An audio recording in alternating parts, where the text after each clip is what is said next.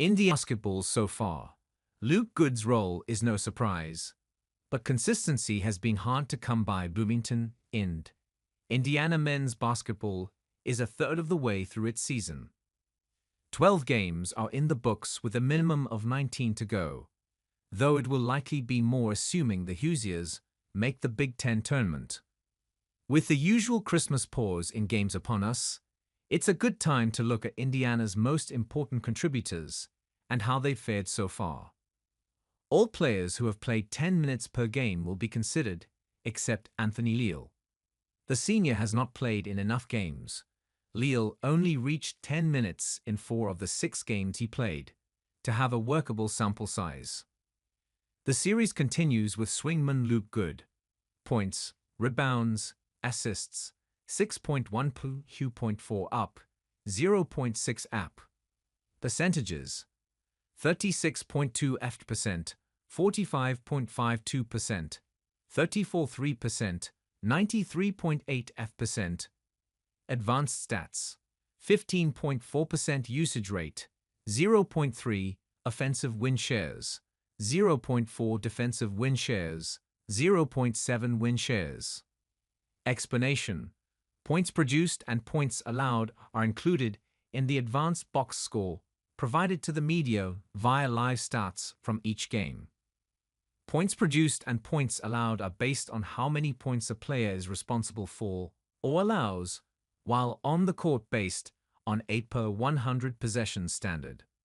The formula, developed by basketball analyst Dr. Dean Oliver, is way too complicated to explain here, but that's the basic premise. Net points is merely the points produced with points allowed subtracted. Foul trouble is a measure I did myself.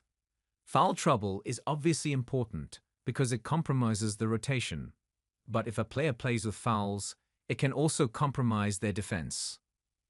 A player qualified as being in foul trouble if A. They picked up 2 fouls in the first half, B. Picked up a third foul before 15 minutes are left in the second half, or C. Picked up a 4th foul before 5 minutes are left in the second half. The reason for this standard is to eliminate accumulated fouls late in the game that are done purposely to put the opposition at the free throw line. Those are not fouls that are bad or that necessarily compromise the team in the way earlier fouls do. It didn't start well, but Goode's three-point shooting has better since the start of the season. He had an extremely slow start. He was 3 of 14 in his first 4 games, and it still brings his overall numbers down. In his last 6 games, Goode has converted 40.7% from long range, more like what Indiana was seeking when Goode came to the Hoosiers via Illinois. Goode can get a good defender. More on that in a minute. Though the data is conflicting depending on which data point you want to use. Goode's skill set makes him a good rotation match. According to KenPom.com, he has been used in 8 of Indiana's 10 most frequent lineups in the last 5 games. Goode is an automatic free throw shooter at 93.8%, and he goes to the line a decent amount of times, 1.3 attempts per game, for the 19.6 minutes per game he averages, and the role he has as a shooter. However, Goode hasn't gone to the line in the last 3 games, so this side of his game comes and goes. What needs work? Like so many Hoosiers, consistency is a big issue. Bench players are even more prone to varying degrees of production than starters. Goode had one patch of consistent scoring form, a 5-game stretch from November 27 to December 6 where he scored at least 5 points in every game. Apart from that, he's been feast or famine. Getting back to his defense, the advanced data methods that track it are in conflict.